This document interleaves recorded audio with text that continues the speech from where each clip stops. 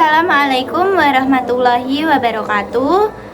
Nama saya Noriswara Realisi Sarah dari kelas 11 DKJ 1. Di sini saya akan membuat video tugas literasi dengan buku Pendidikan Pancasila kelas 11, Perbandingan Ideologi Terbuka dan Tertutup. Perbandingan ideologi terbuka dan tertutup. Ideologi dapat dimaknai sebagai pandangan hidup bangsa atau falsafah hidup bangsa berupa seperangkat tata nilai yang telah dicita-citakan dan harus direalisasikan dalam kehidupan bermasyarakat. Ideologi ini tentu akan memberikan stabilitas arah terutama dalam hidup bermasyarakat. Lebih lanjut, ideologi juga memberikan dinamika atas gerak menuju sesuatu yang telah dicita-citakan. Terdapat dua jenis ideologi yang umum diketahui, antara lain ideologi terbuka dan ideologi tertutup. Berikut akan dijelaskan mengenai ideologi terbuka dan tertutup. 1. Ideologi terbuka. Ideologi terbuka merupakan suatu pemikiran yang terbuka.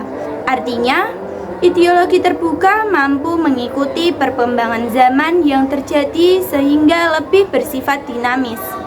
Ideologi terbuka nyatanya banyak diterapkan oleh bangsa-bangsa di dunia karena dinamis terhadap perkembangan zaman sehingga tidak berhenti pada hal yang itu-itu saja.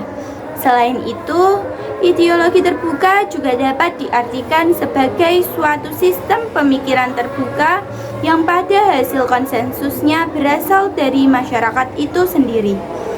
Nilai-nilai dari cita-cita pada ideologi terbuka tidak dipaksakan oleh hal-hal di luar masyarakat, tetapi digali dan diambil dari suatu kekayaan rohani, moral, serta budaya masyarakat di suatu negara itu sendiri. Indonesia termasuk salah satu negara di dunia yang menggunakan sistem ideologi terbuka berupa Pancasila.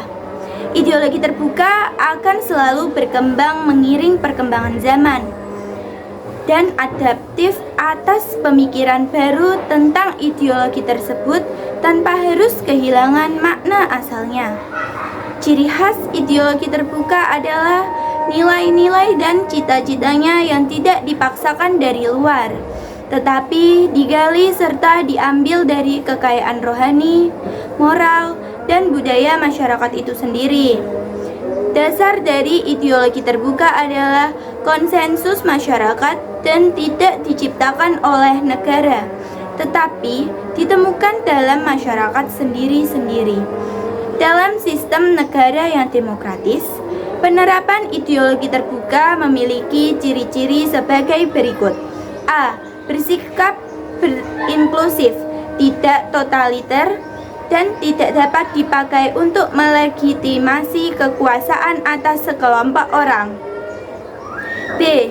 Cita-cita bangsa dapat dicapai secara bersama-sama dan telah disepakati secara demokratis. C. Nilai dan cita-cita berasal dari moral budaya yang ditemukan di masyarakat itu sendiri. D. Tidak diciptakan oleh negara, tetapi ditemukan oleh masyarakat itu sendiri sehingga menjadi milik seluruh rakyat. Bahkan dapat ditemukan dalam kehidupan mereka. E. Isinya tidak langsung operasional sehingga setiap generasi baru perlu menggali kembali falsafah tersebut dengan mencari implikasinya sesuai situasi yang dialami. F. Menghargai pluralitas sehingga dapat diterima oleh masyarakat yang berasal dari berbagai latar belakang budaya dan agama. Jadi, ideologi terbuka berarti ideologi yang dapat berkembang dan menyesuaikan dengan kebutuhan masyarakat. Pancasila adalah contoh ideologi terbuka. 2. Ideologi tertutup. Ideologi tertutup adalah ajaran maupun pandangan dunia atau filsafat yang menentukan tujuan-tujuan dan norma-norma politik maupun sosial. Tujuan dan norma tersebut kemudian ditentukan sebagai kebenaran yang tidak boleh dipersoalkan lagi.